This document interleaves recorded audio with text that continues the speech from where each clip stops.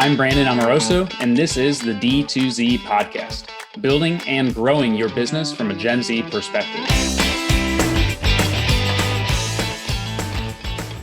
Hey everyone, thanks for tuning in to D2Z, a podcast about using the Gen Z mindset to grow your business. I'm Gen Z entrepreneur Brandon Amoroso, founder and president of Retention as a Service Agency, Electric, and also the co-founder of SCALIS.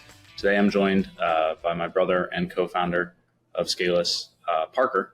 But today we're actually going to be talking about a recent acquisition that SCALIS made, which is called Apex. Can you give everybody some background on what Apex is? Yeah, so Apex is a newsletter that provides internship and early career opportunities to college students and individuals who have just entered the workforce. And it currently services individuals across the nation. We've got over 200,000 subscribers and 2 subsidiary newsletters focusing on specific markets and verticals, which we plan to continue to expand. So what, pre-launch with your, the current business, what was one of the reasons or what were some of the things that you thought made this a strategic acquisition for the company? Because typically, most businesses don't acquire another business, pre-launch. Yeah, I think that's fair to say. But for us, I think, the core value of SCALIS stems not from the ATS itself or the tools we're providing to businesses, though those are substantially better than what is currently on the market.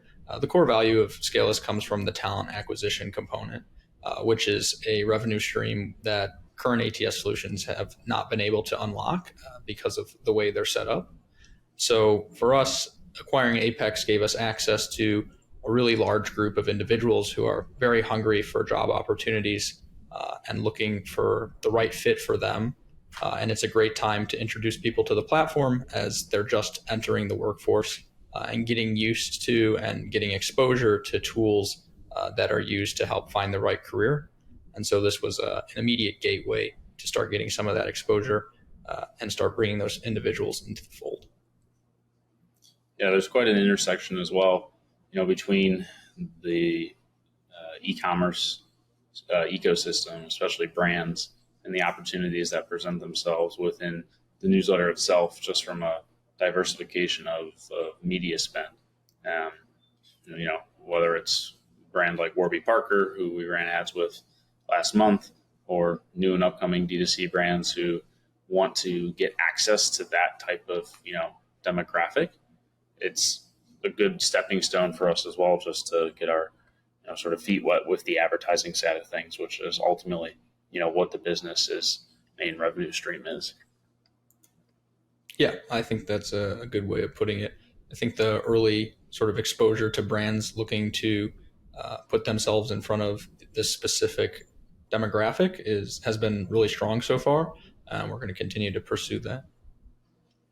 What do you think of, the intersection of media and, software? Because there are some businesses that, they might have a software product and they don't really spend much time or attention on, content marketing or building out a newsletter list.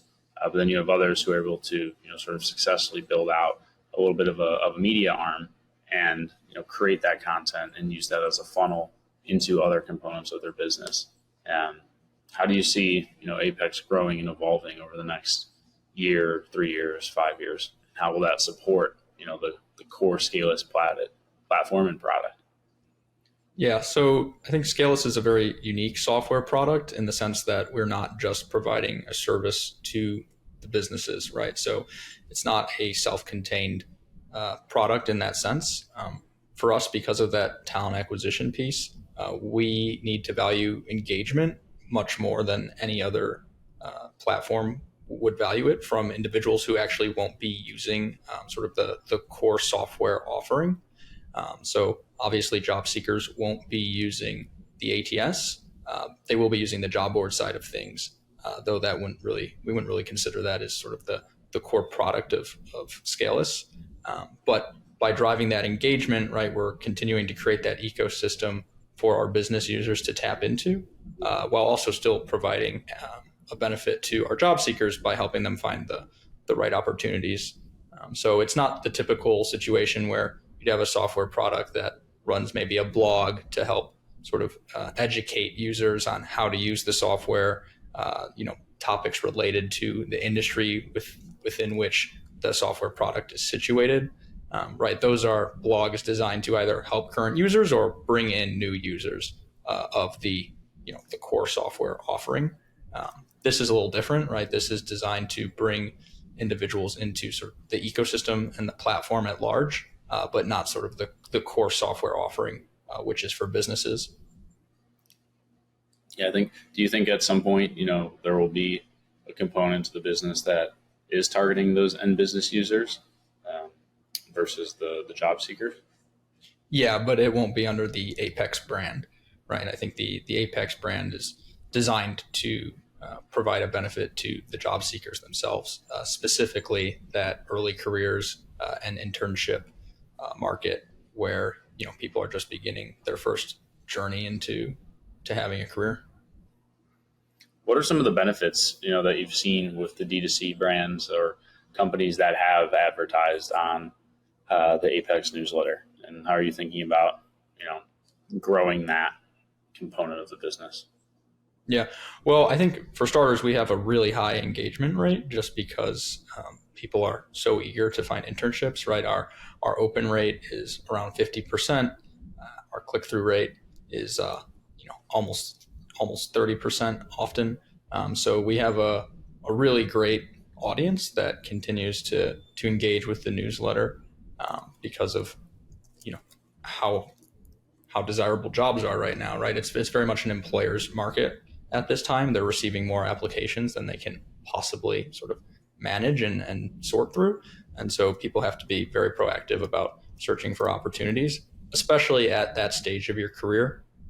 So, if you're a young job seeker, right, that's the part of your career where the employers hold more of the power, so to speak, right? You're trying to present yourself to them as opposed to later in your career when you likely have some sort of established track record. And so now you're being sort of actively recruited.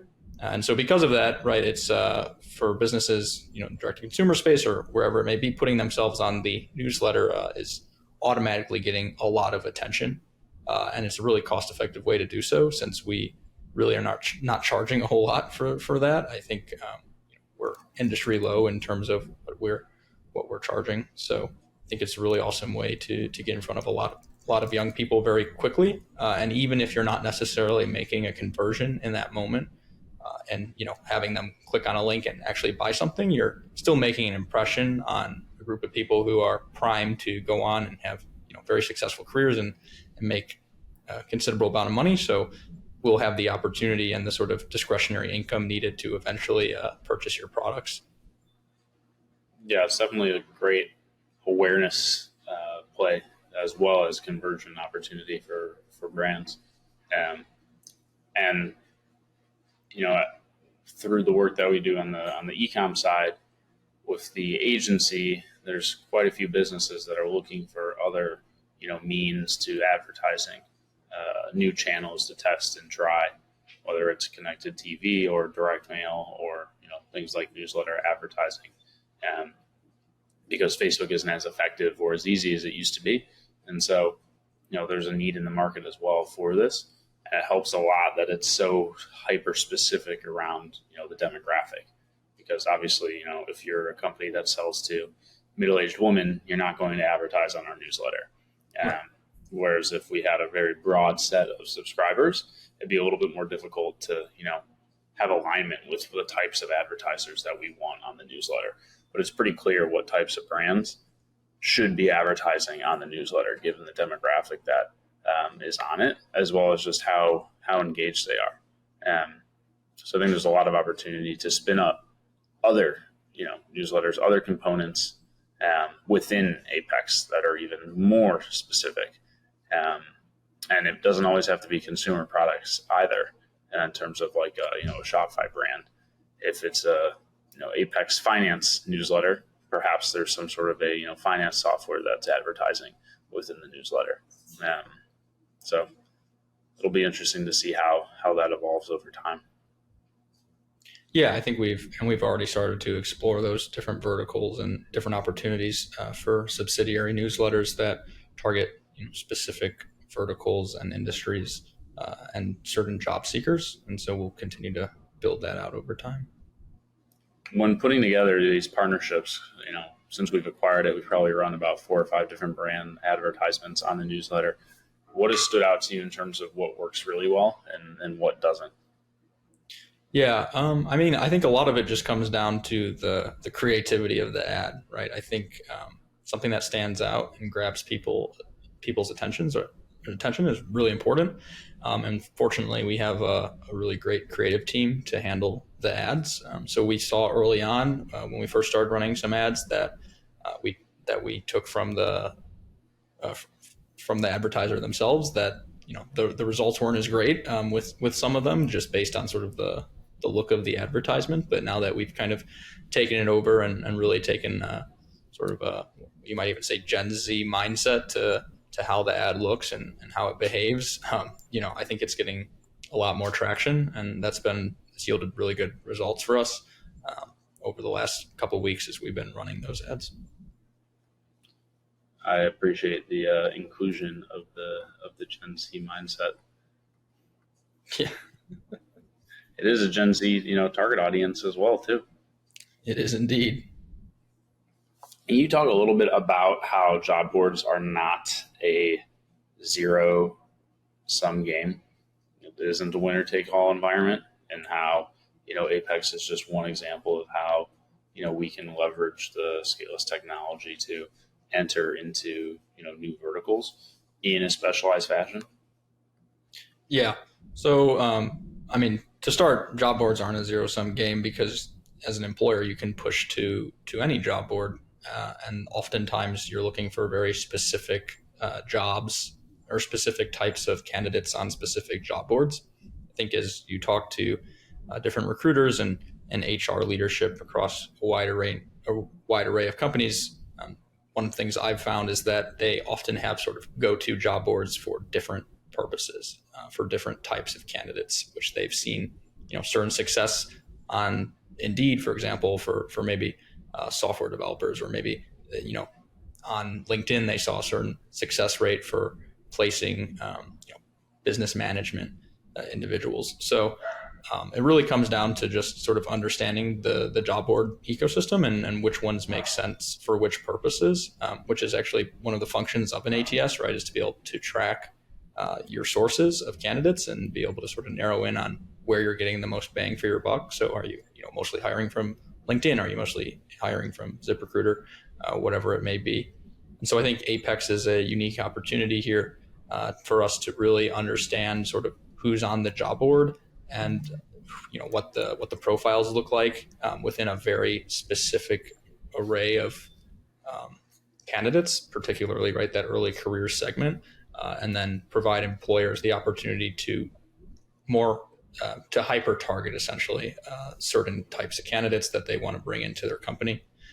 I know right now we're running a women in tech newsletter that we just started.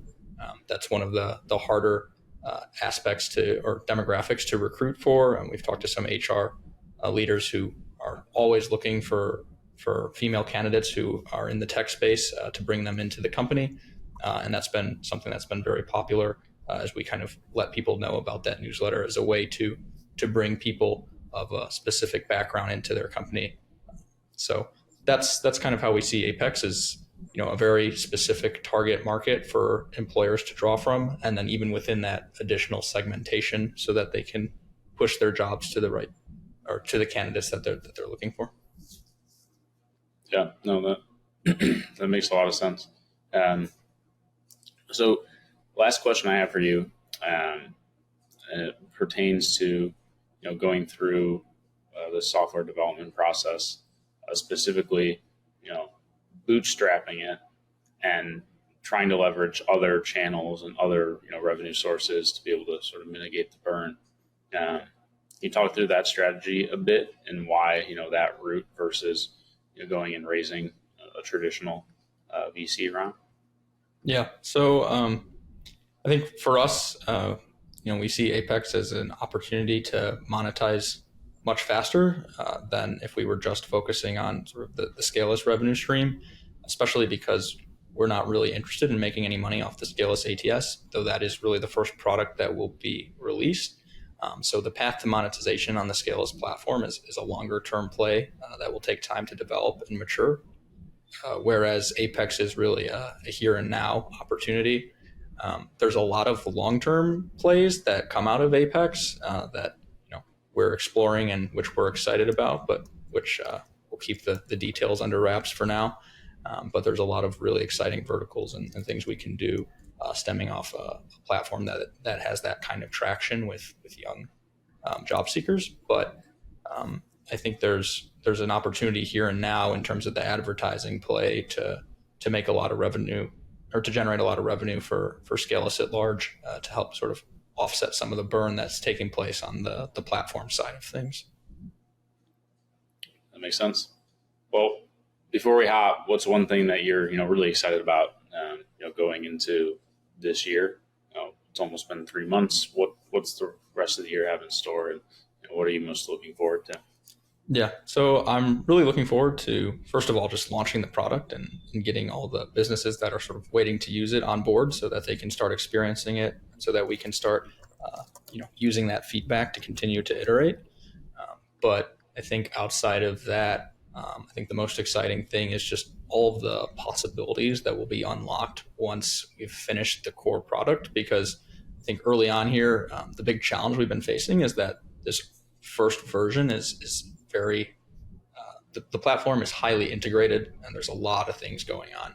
Each action on an employer side, because of the fact that the job board exists, has a lot of edge cases, has a lot of things spinning off of it that have to work properly. But once that is done, moving forward, things will start to get, I think, a lot simpler from a development standpoint, because we'll be adding things on in more of a piecemeal fashion. So there won't be as many roadblockers or dependencies that have to take place and have to be accounted for, since I think we're really establishing the core product right now. And so I think moving forward, things will start to really accelerate for us once we launch this first iteration. Yeah, it'll be exciting to get it, in the hands of, some customers, and start that feedback and iteration process that, we've already been doing, but it's a lot different when, they're using it in their day to day. We can start to dive and dig in, much deeper with them, and be, very product focused and product development oriented organization. So we're almost there. It's it's just a matter of weeks at this point. Indeed. Well, thank you for coming on. For everybody that's listening, if you are interested in advertising on the Apex newsletter, or you're just curious about how to potentially, diversify your media spend in general, whether it's, through a newsletter or via direct mail or connected TV or other channels, feel free to reach out at electricmarketing.com or scalis.ai. We're going to start publishing some case studies over the next couple of weeks here as well, from the results that we've had with brands like Warby Parker and whatnot. And overall, just really excited to, bring this vision to market, and also get to connect, brands with this very hyper targeted, audience and demographic. So thanks for coming on, Parker, and thanks everybody for listening. I'll see you next time.